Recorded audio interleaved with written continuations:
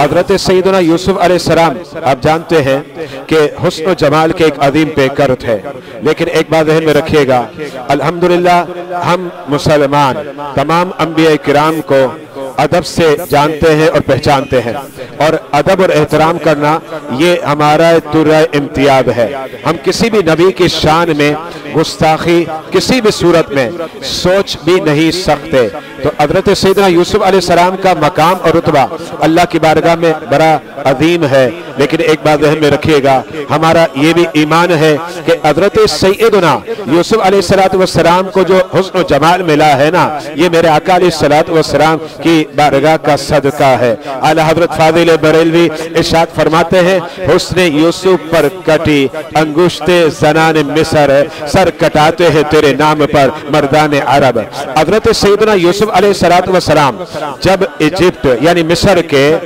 حاکم بنائے گئے تو آپ نے سوچا کہ میرا کوئی وزیر ہو تاکہ میں اس سے مشورے کروں، اور یاد رکھیے کہ قرآن بھی کہتا ہے وَشَاوِرْهُمْ فِي الْأَمْرِ، اللہ نے اپنے حبیب علیہ السلام کو ارشاد فرمایا کہ آپ اپنے نیچے جو لوگ ہیں ان سے مشورہ کریں۔ یہی وجہ ہے کہ ایک مرتبہ نہیں بلکہ متعدد مرتبہ میرے آقا علیہ السلام نے صحابہ کرام سے مشورہ کیا۔ تو حضرت سیدنا یوسف علیہ السلام چاہ رہے تھے کہ جب میں مصر کا بادشاہ بنا دیا گیا تو ایک ایسا شخص ہو جو مجھے مشورہ دے اور ایڈوائز کرے، اور میں جو ہے اس کے بعد فیصلے کیا کروں۔ حضرت سیدنا یوسف علیہ السلام جب یہ سوچ رہے تھے تو بارگاہ خداوندی سے اللہ رب العزت نے حضرت سیدنا جبریل علیہ السلام کو بھیجا، کہا جاؤ یوسف کی بارگاہ میں۔ حضرت جبریل بارگاہ یوسف علیہ السلام میں آئے اور آپ نے عرض کی، اے یوسف رب نے مجھے بھیجا ہے، اور رب نے یہ ارشاد فرمایا ہے کہ آپ جو ہے اس شخص کو وزیر بنائے جو شہر میں سب سے پہلے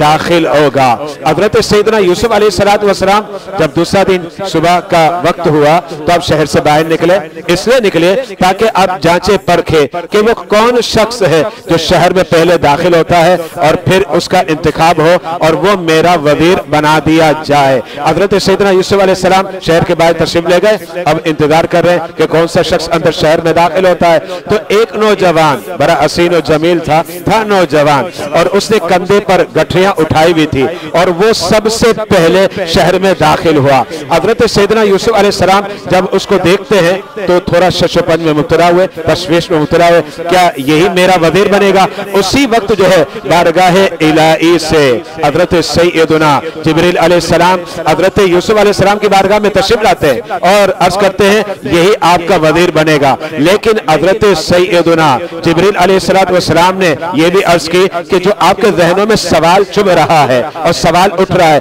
کہ یہ وزیر کیوں بن رہا ہے، تو یاد رکھیے گا یہ وزیر اس سے بن رہا ہے کہ جب آپ پر الزام لگایا گیا نا، جب آپ پر الزام لگایا گیا تو اس وقت آپ کو یاد ہوگا کہ ایک بچہ جو شیر خوار تھا اور وہ جھولے میں آرام کر رہا تھا، اس نے آپ کی عفت اور پاک دامنی کی گواہی دی تھی، تو اللہ رب العزت نے اسی کا صلہ دیا اور وہ اب آپ کا وزیر بن رہا ہے۔ تو سامعین کرام اور ناظرین کرام، میں آپ کے سامنے ایک دعوت فکر پیش کر رہا ہوں، اور وہ دعوت فکر کیا ہے اور ایک میسج اور ایک پیغام دے رہا ہوں، اور وہ کیا دے رہا ہوں ذرا غور کرے۔ جو نبی کی ناموس پر پہرا دیتا ہے رب جلیل اسے عظمت شان اور رفعتیں عطا فرما دیتا ہے۔ یہی وجہ ہے کہ میرے آقا علیہ السلام کے ناموس پر پہرا دیا جس نے، اور آپ کے عقیدہ ختم نبوت پر جس نے پہرا دیا، اللہ تعالیٰ نے ان کے ناموں کو بڑا بلند کر دیا۔ ماضی قریب ہی کی تو مثال ہے جن کے وصال کو